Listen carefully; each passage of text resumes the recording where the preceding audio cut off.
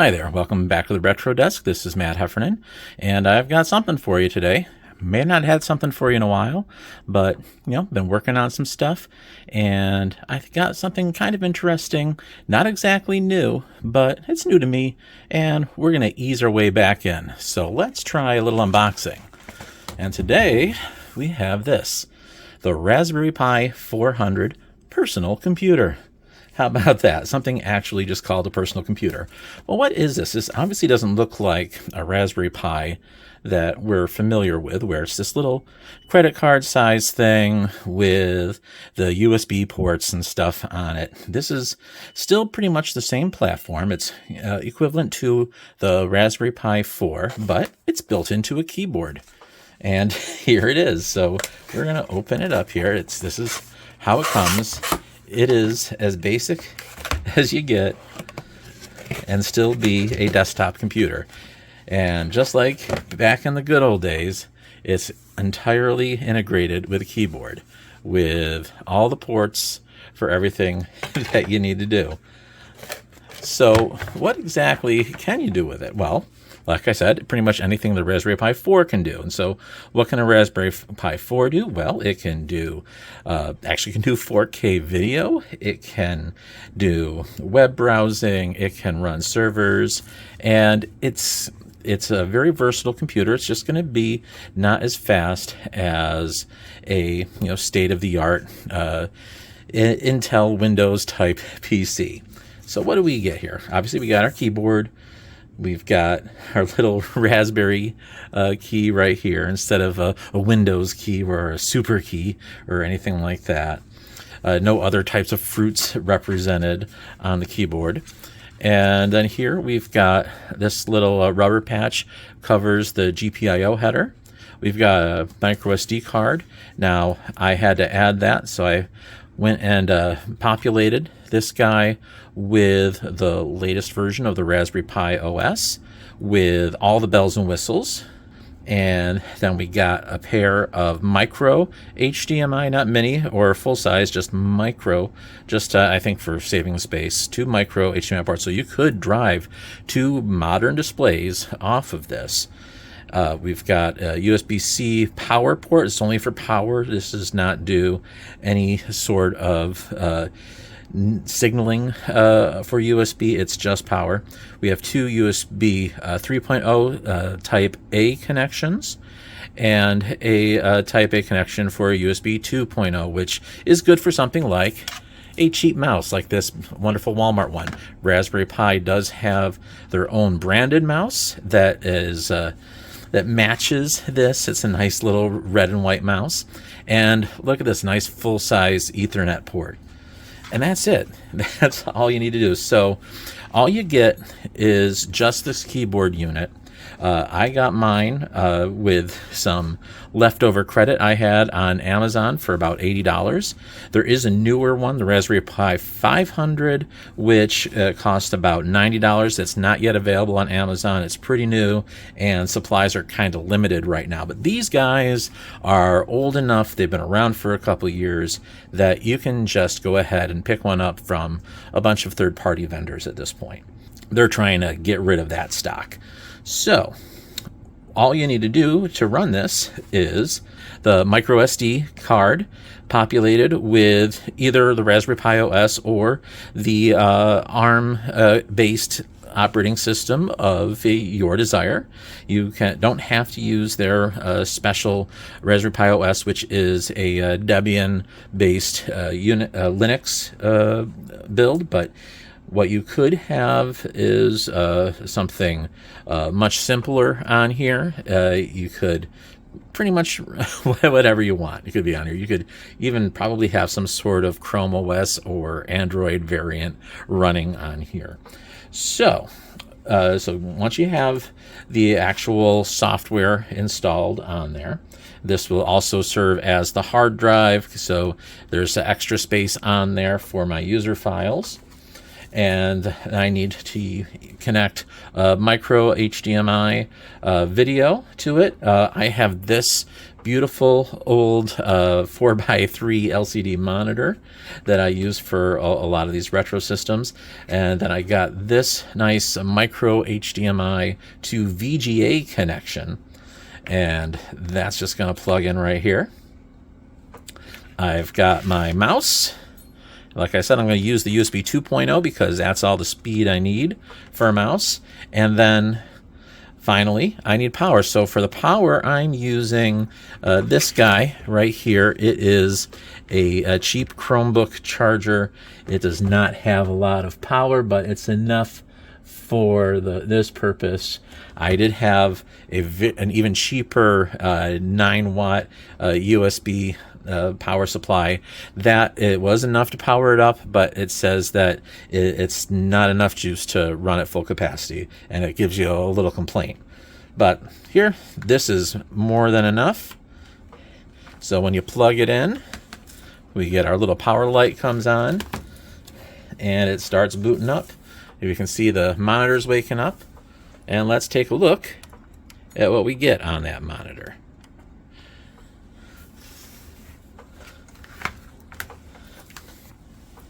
Now, like I said, I did have this booted up before. I had gotten this set up so that I made sure it worked before I got it on there, made sure everything was all connected. But here we go.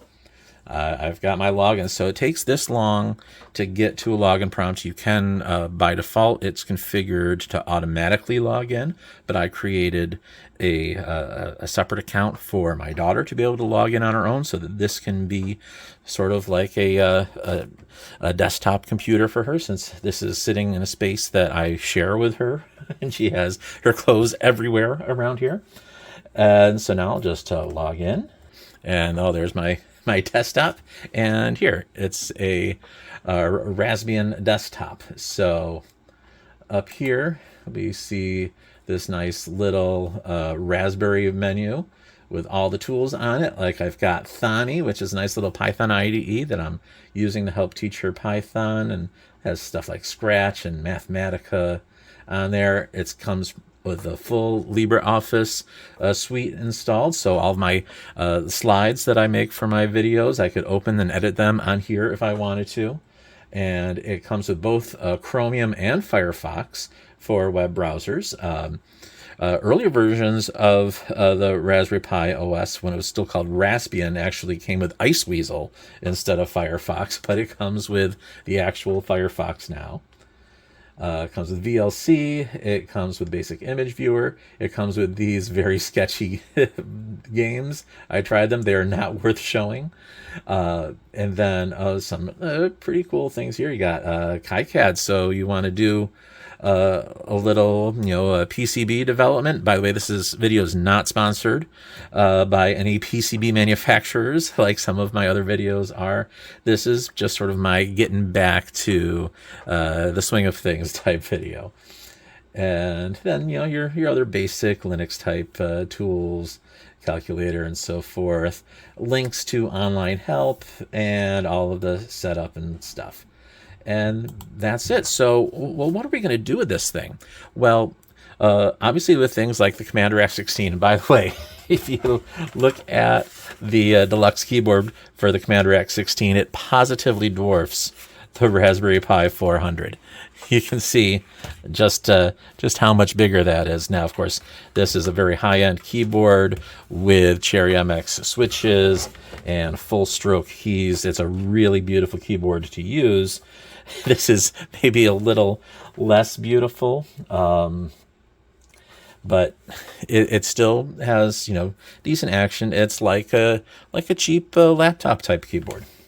So what I did with computers like the Commander X16 and even my Gen 7, or rather it's the Gen 8 i7 laptop running Linux, I ran the 8-bit Battle Royale Mandelbrot set generation software. So I figured that's a good thing to test this guy because I can just use that code. And the nice thing about this is that I can download and build that code and do everything that I need to do to run that right on here. So I'm going to go to GitHub and I'm going to open up a little terminal while I'm waiting for Chromium to start. And here, if you go to my GitHub page, you go to the multi-Mandelbrot where Mandelbrot's spelled incorrectly. I'm going to go ahead and copy that. And now I'm going to go ahead and clone that. So let me see, can I make this a little bigger? Let's do a git clone of this repo. And we're just going to be putting it right into my home page. Who cares? Right in my home directory. I don't need to do anything else with that. All right, great. So now I go in there and I will see the modern directory. That's where the code I want is going to be.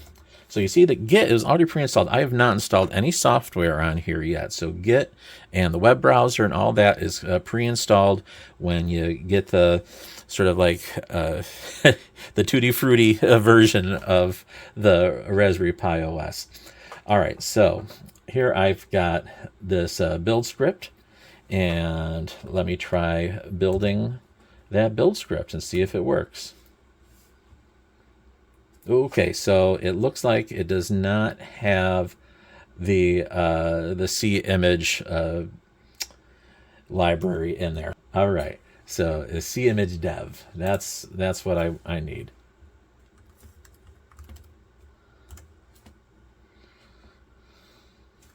And yes, I want to continue.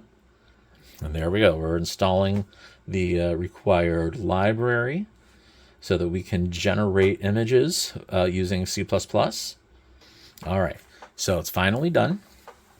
Let's try running that build script one more time.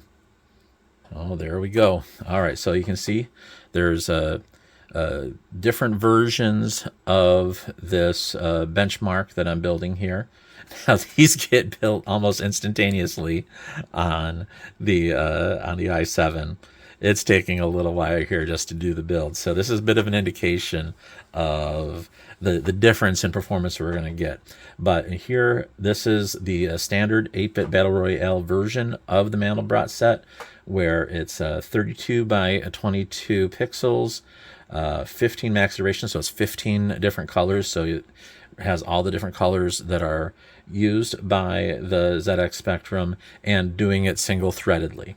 So now this computer here has a 4-core processor.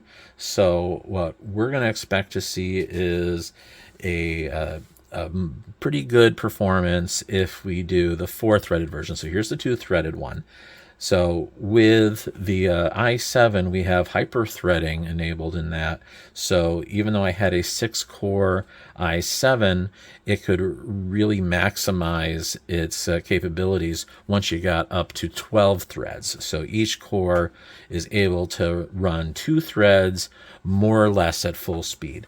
Now with the ARM here, I've not really benchmarked any ARM before like this. So we're going to see if our charts go in a similar way. So while we're waiting for this, we're going to do a little multiprocessing and go over here and look up how my more modern computer did by going to YouTube. So let's see, can we visit YouTube on here?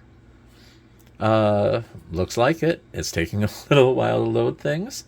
So try searching and get started. So it doesn't even bother trying to tell me what I want to watch. So the first thing I'm going to say is I want to watch the Retro Desk.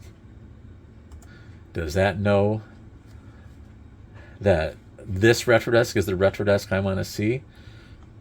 No, it's giving me a bunch of other folks. So how about this? Let me do retro desk 8-bit Battle Royale. Oh, look at that. I get the whole playlist and all of this. So let's see. Let me go to the playlist. Now I don't have sound hooked up on here. I want to play this one. This is where I ran this benchmark before. Now I've made this video when I was suffering from COVID, but I mean, it looks like it's playing it pretty well here. We can see the little mouse cursors move around, because here it's still just using the terminal mode. And now here I'm going through the code that I'm going to run now. So when I do the single thread, it took 0.005 seconds. So like 5.5 milliseconds is what it took to run that, to make this tiny little Mandelbrot set plot. So I've already built at least that much. So let's see here if I can go ahead and run that. Now, of course, there's a lot more going on because it's still trying to build all of that other code, and it's taking a while to build that code. But here I can see that Specky 1 is already available to run. So I'm going to go ahead and run that while doing all this other stuff. And look at how fast it is. It's actually faster. It did it in 2.4 milliseconds. So how was that even possible? Right? Okay, I did not expect this. This is the first time I've actually tried running it. Let's try running the fourth one. It actually took as long. This is supposed to be 4-core, but it took longer, probably because those other cores are not really available with all the other stuff I got going on. So let's just take a look here at my image viewer. I don't want it smooth when zoomed in. There we go. And all its pixelated glory. So yeah, so it takes like 2.5 milliseconds to do that with everything else going on. I mean, you know, using the command line interface, it's pretty snappy. It's a lot snappier than the GUI stuff. So, but that's good to see. All right, let's go back to our other guy. All right, so here we've already started doing our EGA version. So if we go back to our video, we can see when I did the EGA with a single thread on the modern computer, it was about 76 milliseconds. So let's see what we get with this guy.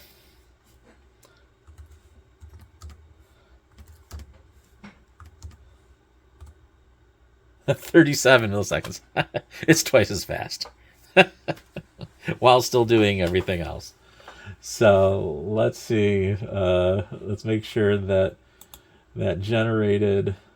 All right. So there is the EGA version. So looking real nice. 320 by 200.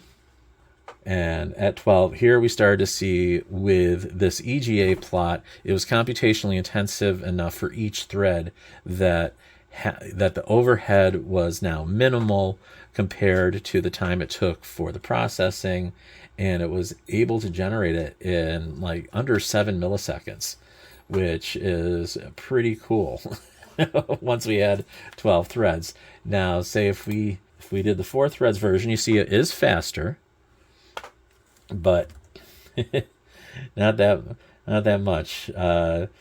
So like now the 8 thread version, right? So we've got that, and that's actually a little slower. So we can see we're just adding overhead with the threads at this point. So as I suspected, we're going to max out with 4 threads on this.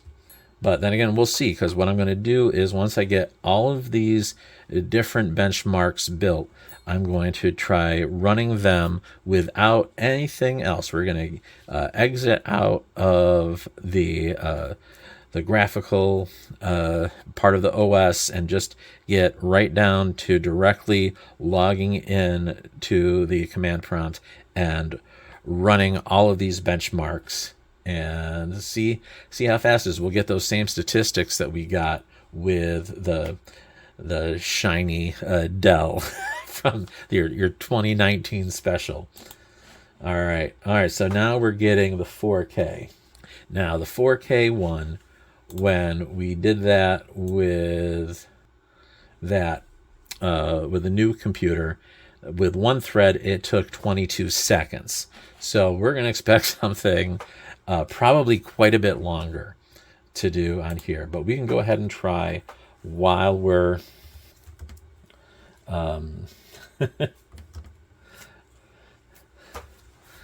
waiting for the rest of them to build. And we'll see if this can do it faster than 22 seconds.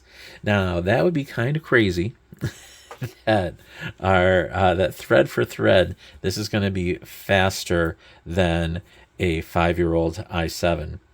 So if we were to say had something that was only 2 cores, like say from that generation, like 25 seconds, a little slower, just a little slower.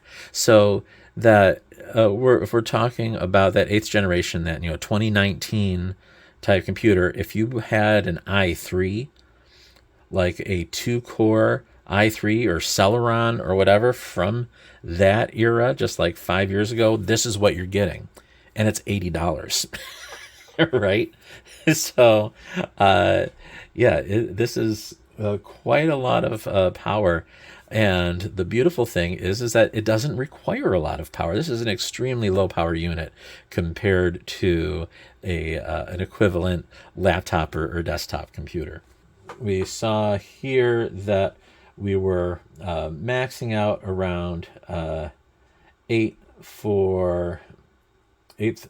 threads to do the Spectrum version of it. So or the pixels per second. That's like we got the most pixels per second with 12 threads on there, and then we of course go a little crazy with the 4K by just adding more and more threads, and we're still really peaking and leveling out and maybe getting a little bit of extra, but not much once we got past those 12 threads.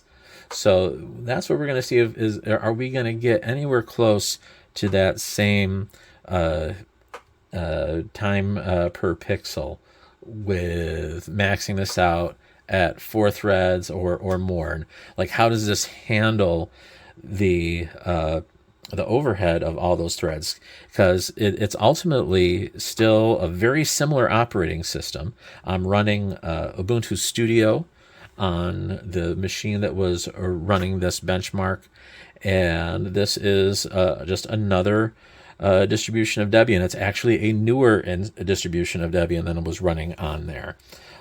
So maybe it's more efficient, but I don't think it's that much more efficient. I think we're just talking about this ARM for a tiny trickle of power really kicking butt compared to an x64 processor core for core. So that's kind of crazy. It's kind of amazing. So let's see, where are we at? All right.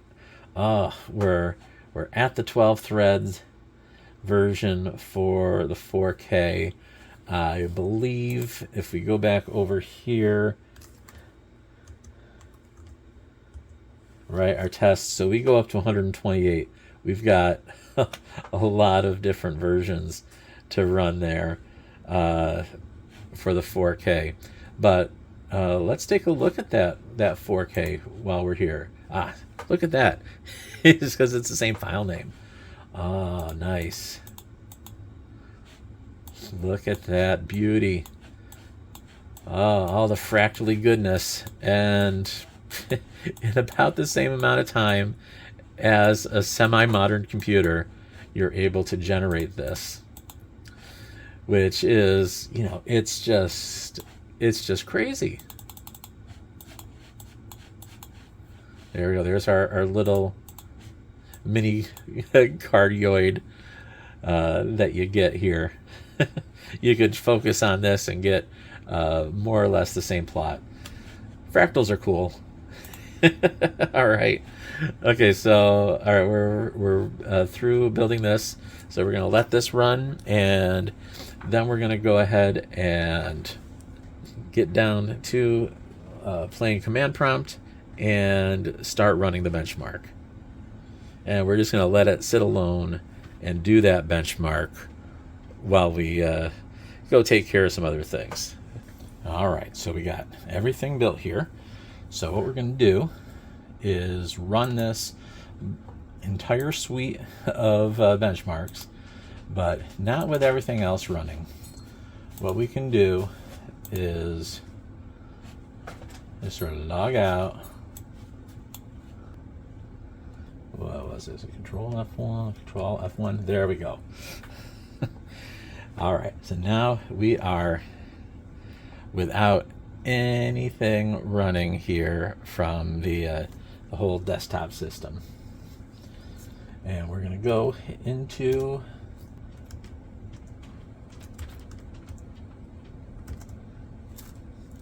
our system here, and we're going to run the whole test suite. And there it goes. So it's running through all the EGA ones and the Speccy ones, and you saw all of these took a pretty short amount of time. It looks like here, so the Speccy ones flew off the screen already, but we can see here that we kind of maxed out here with 2 threads. That looks like 4 threads didn't give us much of an advantage over 2 threads. So that is kind of interesting that it's still not really giving us access to everything with all 4 cores running independently. It seems to be just as good with 2. Or maybe this the way that the Linux kernel uses the ARM is that you are maybe splitting off these 2 threads across these 4 cores anyway, so we're taking advantage of some other parallelism. And maybe the fact that this is more of a conventional RISC processor allows you to do something like that. Of course, this is all conjecture. I don't have any real understanding of how the Linux kernel works on ARM. All I know is that so far, it seems to be working really, really well. So let's let this now percolate with the 4K runs, and we'll see how they do. It looks like it's still taking about 25 seconds here for the single-threaded version. I expect this to get a little better with the 2 threads, like we saw here with the EGA. It got a little better with 2 threads. It didn't get a lot better. So yeah, there's definitely not that same performance boost with the multi-threaded on the ARM Linux like we see with the Intel Linux. So all right, we'll come back. All right, so we finished building and running everything, and it looks like here it definitely hit a point by the time we got to these higher thread counts of getting it down to 7 seconds. So really not bad. So let's go back and see what our top speed was for 4K on the modern machine. I think it was around there. I mean, let's see where we go. So let's get back to, all right, so we're logged back in. So let's recap. So we got about 7 seconds for doing that 4K. Ooh, let's see what YouTube recommends now that I've only watched a Retro Desk commercial. Oh my goodness. Somebody built a modern N64. Oh, look at all that. Okay. Let's try 8-bit Battle Royale. Man, I need to copyright that. Some folks are. Who is this? Oh, it's in reference to me. I'm gonna have to watch this video at some point. All right. So let's go back to the benchmark. All right, what did we end up with for 4K here? So we got it down to like the 2-second range. All right. So, I mean, that is kind of crazy that this is like 7 seconds. So it's about 3 times slower. So a modern computer that costs a lot more money. And this is, it's only about 3 times faster than this. That just kind of blows my mind. All right, so that's where we're at with the Raspberry Pi. All you needed to download one package on top of the baseline installation in order to build and run this benchmark. I am able to do YouTube just fine on it. I mean, this is a pretty nice little system. So I want to go now talk about Patreon because it's the end of the video and this is what we do.